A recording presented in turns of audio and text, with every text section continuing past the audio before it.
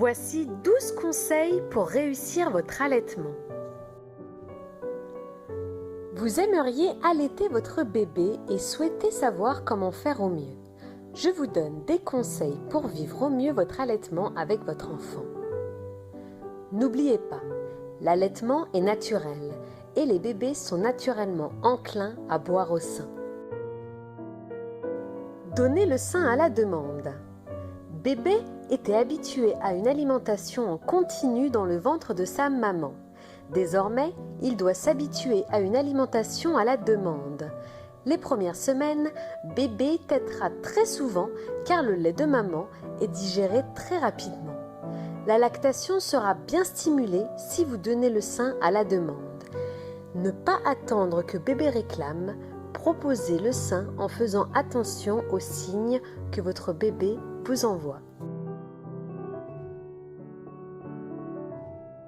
Ne pas utiliser de montre. Surtout ne chronométrez pas la durée des tétées. Cela risquera plus de vous stresser que de vous rassurer.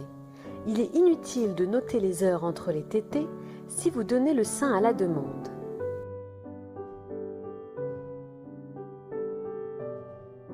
Il est important de bien positionner bébé. Le ventre de votre bébé doit être contre le vôtre.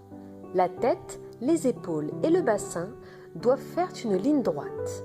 Bébé est allongé contre vous, le sein en bouche. L'oreiller d'allaitement peut être très utile les premiers temps pour bien comprendre la position que doit prendre votre bébé. Ne tirez jamais sur votre sein. Ne pas tirer sur son sein pour dégager la narine de bébé. Vous risquez d'avoir des crevasses en tirant dans le sens inverse du sein.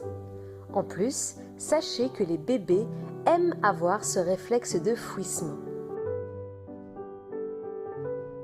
Il est impératif de se reposer. Dormir quand bébé dort et tant pis pour le ménage. On peut aussi faire du cododo pour se reposer auprès de son bébé. Il est très important de bien se reposer car la fatigue nuit à la lactation. Ne pas écouter les conseils des non-allaitantes. Belle-maman, maman, pédiatre, gynéco et encore plus les copines qui ont eu un allaitement raté. Méfiance envers les professionnels de santé qui, pour la plupart, n'ont aucune compétence ni connaissance en allaitement.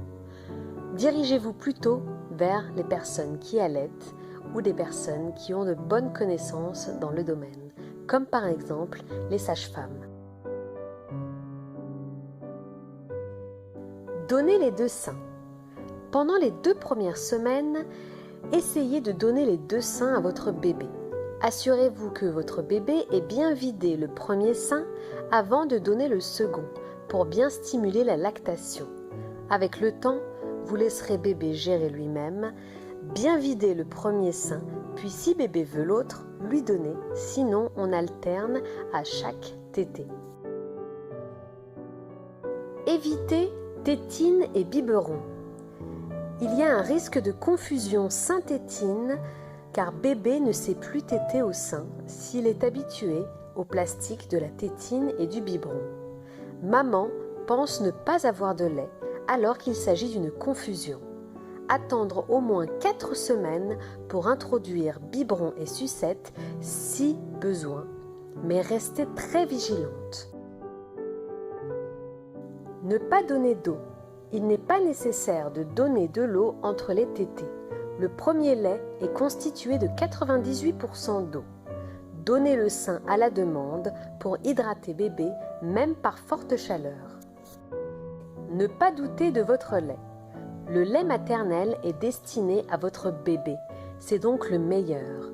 Toujours en quantité suffisante si les règles précédentes sont suivies, sauf certains cas rares. Ne pas trop peser bébé. Chaque bébé est différent.